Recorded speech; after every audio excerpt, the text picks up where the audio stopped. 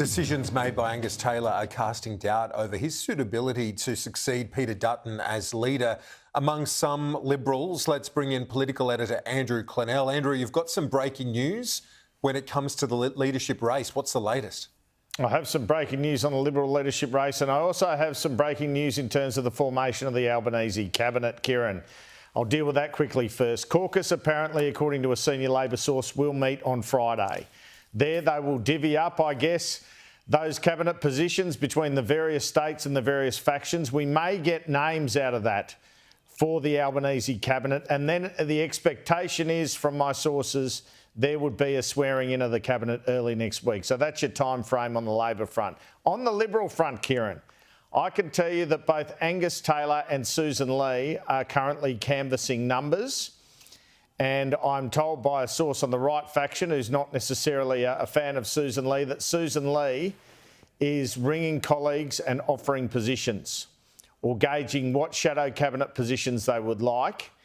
And she does have some moderate support, although there appears to be a split, Kieran, in the moderates between support for Sussan Ley and support for Dan Tehan if he runs. So it's not in the bag for Angus Taylor. It's not in the bag. And one of the reasons it's not in the bag is because there is a lot of dissatisfaction, as you just said, with Angus Taylor's role as Shadow Treasurer during this debacle of an election result and campaign. Now, Exhibit 1 is work from home. He was apparently very on side with that Jane Hume policy, and it didn't go through Shadow Cabinet. Exhibit 2, I'm about to play you.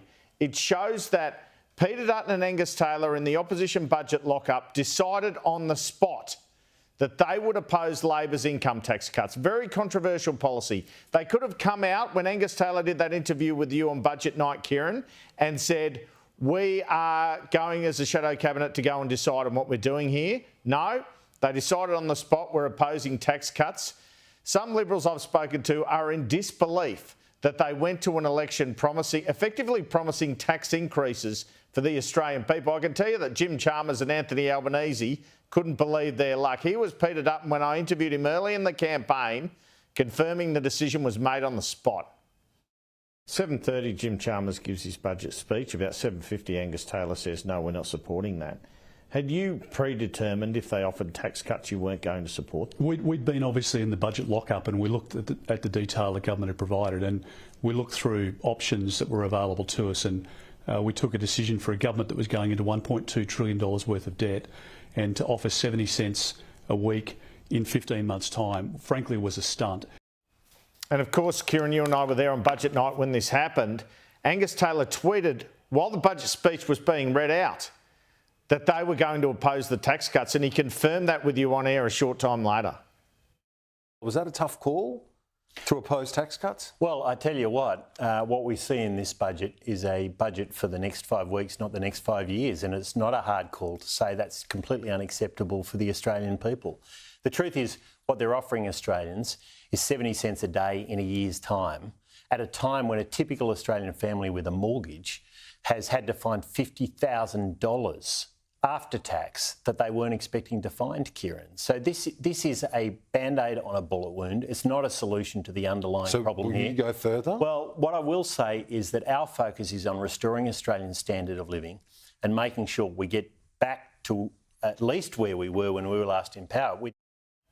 Yeah, challenge there for Angus Taylor to navigate all of that. Andrew, as you and I have been discussing the last couple of days, the PM appears headed to the US next month alongside the G7 before or after it to see Donald Trump. How might he handle that? Well, it's clearly the next big story, isn't it? So we get through next week, the big stories of the Liberal leadership and the cabinet. And believe me, there could be some difficulties with that. You know, you have an emphatic victory, but you've already seen in the papers this morning tension between the factions. And if people miss out, it can go pear-shaped. Anthony Albanese is an expert at navigating that, Kieran. He's also proven himself an expert in international affairs with the help of Penny Wong. And this time he'll have the help of Kevin Rudd, who obviously has been a controversial figure as ambassador. He will seek to establish good relations with Donald Trump and perhaps get some form of tariff concession. It shapes as a fascinating meeting between the pair. And I asked him about what his approach would be with Donald Trump in the week prior to the campaign when I interviewed the Prime Minister, and he made clear that essentially he believes his ability to forge relationships with the man and woman on the street, right through, I guess, the cabinet, through to world leaders, will hold him in good stead. Are you worried about your own Zelensky moment in the Oval Office if you're elected? If you go over there and Donald Trump decides to pick a fight with you? Look, I deal with people respectfully across the board.